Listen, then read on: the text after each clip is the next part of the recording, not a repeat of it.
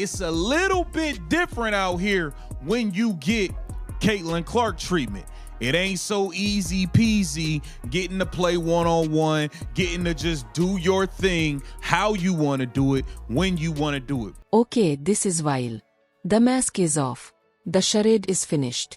And the so-called prophecy has collapsed. The desperate attempt to manufacture a next Caitlin Clark just blew up in front of a national audience. Paige Bueckers, the media's hand-picked darling, the supposed heir to Clark's throne, the one hyped as the savior of women's basketball, just got hit with a brutal reality check by the Seattle Storm. And let's be clear, this wasn't just a stumble. This was an exposure session, a reminder that hype melts quickly when it collides with the cold truth of defense. Let us know down in the comments below if you believe in Paige Bueckers' hype. Let's go. This was the first time we saw Paige really get guarded. This is where we saw what is going to happen in year 2. This is the scout report that needs to be out there on Paige Bueckers once the Dallas Wings get good, because Dallas Wings are going to get good at some stage in her career. This was the game where I'm like, okay, we can shut up. For months, the narrative has been like it came straight from a PR playbook. Paige Bueckers was the chosen one, the inevitable torchbearer who would follow in Clark's footsteps and somehow surpass her. The media couldn't get enough of it, endlessly pushing the idea that Paige was rewriting the sport faster than Clark ever did. They pumped her up with endless headlines, painting her as the flawless package, paused, cerebral, and efficient. The elevation of one Paige Bueckers. Oh, she's better than Caitlin Clark. I mean, stab me in the eye with a spoon, for Christ's sakes. Wow. So that's a thing right now. Last night, Paige Bueckers dropped 44 points. And we're going to look at a video that just dissects and exposes a lot of that shit. Let me tell you. It exposes a lot of stuff involving Paige Bueckers getting special treatment on the court. Remember when even Paige's old coach Gino Erima said this about Caitlin Clark? It set the tone of how everyone treated, or should I say mistreated and doubted, Clark from the start. And Diana said it best. This kid's in for a rude awakening. And they all jumped over her, but they didn't read the whole thing that she said. But nobody's printing. You know, Diana Taurasi was right. This kid's on the wrong team. She's got the wrong skill set to handle the physicality of that league. And she's a rookie. And if you're a WNBA player, if you're any kind of player, you're going to say, I'm going to make a statement. Paige snagged the state of being the fastest player to 200 points and 50 assists, edging Clark's piece by a single game. That little nugget had analysts foaming at the mouth, screaming about how polished she was, how ready she looked compared to Caitlin. The hype train was chugging full speed with ESPN happily selling tickets. But here's the thing about hype. It only survives until reality slaps it in the face. And reality wears Seattle Storm green. Diva of Dump Divas Kat Engelbert is breathing a sigh of relief. Her pretend friends in the mainstream media, they are trying to crown a new star. If the media has it their way, this could potentially be the new face of pretend basketball. And it's not just the woke media. There are even some in conservative media who are voluntarily biting into the shit sandwich. Headline at Outkick. No, Caitlin, no problem. Paige Bueckers can save the WNBA season. Fresh off her overblown crowning moment, that Charlie's point out this against the Sparks, Paige strolled into Seattle like she was still at her coronation pay. The problem was the Storm weren't rolling out red carpets. They rolled out traps, contests, and physicality. What followed wasn't a coronation. It was a demolition. She went off in a game against the Los Angeles Sparks, scoring 44 points, but the craziest part about that was her shooting percentage. She shot over 80% from the field, and I tweeted about that, and I was like, that's actually insane. Give props where they are due. Shooting over 80%, scoring 44 points is actually insane. But with this game, like Paige Bueckers she put on a masterclass in scoring, and I think with that, these are some big numbers. Paige finished with just 11 points. Not 11 in the first half. Not 11 in the opening quarter.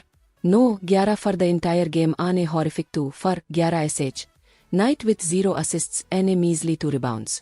That box score read less like a future superstar and more like a sympathy line for a player who got lost on the court. Coach Noel Quinn of Seattle even called it before tip-off. Time to see if this princess can handle the Caitlin Clark treatment. Spoiler alert, she couldn't. She folded. The game you said, it's going to be important to be physical with like Paige Bueckers.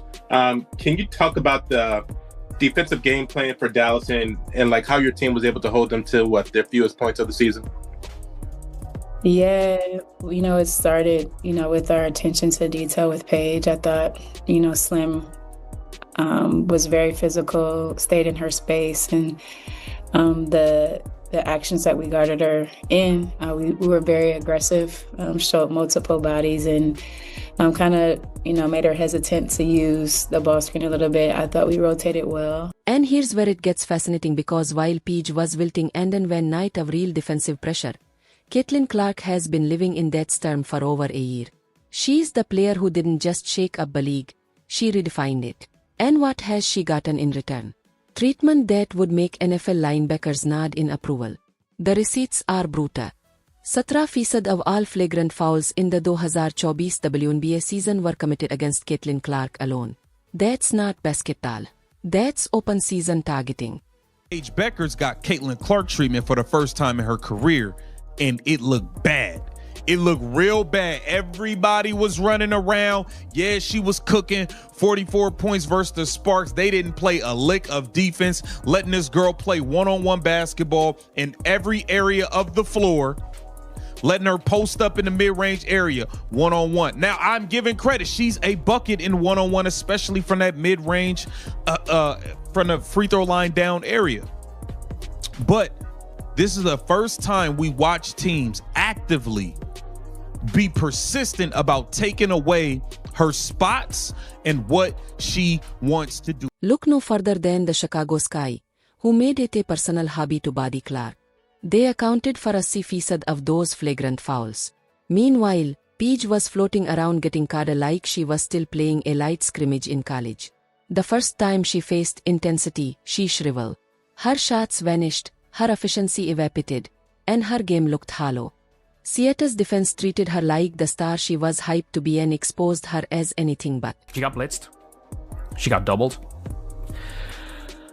And do you want to know what she did as soon as she got blitzed and doubles? She passed. Paige Bueckers, look, she played decent amount early in the game. The game was kind of over and she got subbed out. Paige Bueckers shot 7 times. The media, of course, had been praising her shooting percentages like gospel. Paige's smooth 47.4% clip was trumpety endlessly, contrasted against Clark's rookie 41.7%. They sold it as undeniable proof that Paige was more polished. But here's what they conveniently skipped. Clark was taking the hardest shots in the league while absorbing hits that barely even drew whistles. Paige's pretty numbers came off soft defense and looks. When she was finally guarded like a star, those numbers collapsed instantly. 2 makes on 11 attempts. That's not efficiency. That's a mirage dissolving the second it's tested. Meanwhile, Clark continues to touch defenses designed to break her. She takes contested threes from at high foot, drives through hacks, shrugs of elbows, and still delivers highlight reels that sell out arenas. Her resilience makes Paige's struggles look even more glaring. Clark has proven she can take punishment and still perform at a generational level. Paige got one taste of that pressure and vanished. Paige Bueckers, let me ask you this. How did it feel to be blitzed and played 94 feet before you even get a chance to bring the ball up court like your name was Caitlin Clark, a.k.a. my precious Cece? You didn't like that, huh? You hear me? You out there was looking like you was about to cry. Yeah, so what do your fans have to say now? Excuse me, where are you Paige Bueckers fans at? That's y'all MVP and face of the league, right? She's boring. She's not good enough. She gets special treatment. But understand, she kept getting blitz after blitz after blitz. Let's not sugarcoat what we saw. Paige Bueckers got a single game's worth of Caitlin Clark treatment, and she collapsed. The media's next Caitlin Clark crumbled into a next option. This is the same Paige the analysts swore was superior in every way. More paused, more fan-menti sound, and more efficient. Yet, when the spotlight got hot and the defense got physical, she looked lost. That's the difference between hype and history. And Caitlin Clark has been writing history since day one. Paige Bueckers, she's just another name on the long list of players who couldn't handle the weight of Clark's shadow. The numbers, the film, and the narrative all tell the same story. Paige Bueckers isn't the heir to Caitlin Clark. She's a product of the media hype machine that finally got unplugged. When the Seattle Storm exposed her, they didn't just hand her a bad game. They ripped the curtain back on an illusion the WNBA and ESPN have been desperate to sell since Clark's arrival changed everything.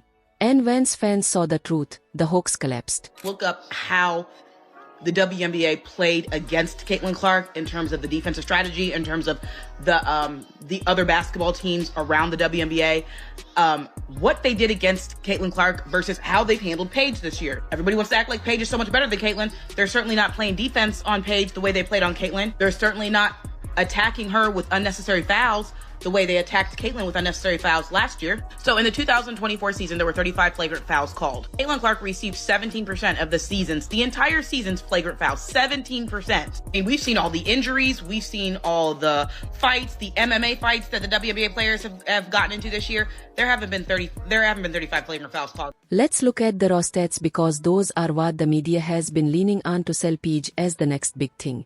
In Caitlin Clark's rookie year, she had 19 points, 8.4 assists, and 5.7 rebounds a night, all while being hacked, bumped, and foul harder than anyone else in the league. Paige Bueckers' rookie averages 19.7 points, 5.3 assists, and 4.1 rebounds. On paper, she edges Clark slightly in scoring. And that's exactly what the hype merchants at ESPN screamed about. She's already outpacing Caitlin. But the numbers are nothing without context. Clark's buckets came while she was the primary target of every defensive scheme in the league. She absorbed flagrant fouls at twice the rate of any other player. Teams literally told defendants to get physical with her as a game plan, and she still delivered. Bueckers, she floated through games with kid glove treatment. Defendants gave her space, rotated late, and let her build up efficiency numbers that looked great on paper but crumbled the second anyone actually closed out. In a 17 on the floor, she had 0 assists and 11 points. 0 assists. 0 assists. That's mental. That's mental for a player that they were trying to say was better than Caitlin Clark. And I'm not even going to say, oh yeah, the points are everything. Points aren't everything at the end of the day. Assists aren't everything. Like, all of these individual stats aren't everything. It was just the fact that she literally... How many blitzes how many open shots did the Indiana Fever get off a Caitlin Clark blitz? When Seattle decided to flip the script and guard her like Clark, it was like watching a glass figurine tossed into a construction zone. 2 made field goals on 11 attempts, 0 assists, and just 2 rebounds. That's not efficiency. That's exposure. And here's what's worse for Paige. The Storm didn't just beat her. They built a blueprint every other team will copy. Brittany Sykes bodied her on the perimeter. Scala Biggins-Smith rotated over to cut off driving lanes. And Gabby Williams and Erica Wheeler took turns contesting every single shot. That's what Clark has seen since her first game in the league. That's what Paige got for one night, and she folded. Coach Noel Quinn explained it perfectly. It wasn't just about one defendant. It took layers. Multiple defendants keyed in on her every action, and once she faced that treatment, the stat padding vanished. 2 buckets out of 11 attempts. All the so-called fundamental polish went out the window the second she was treated like Caitlin Clark.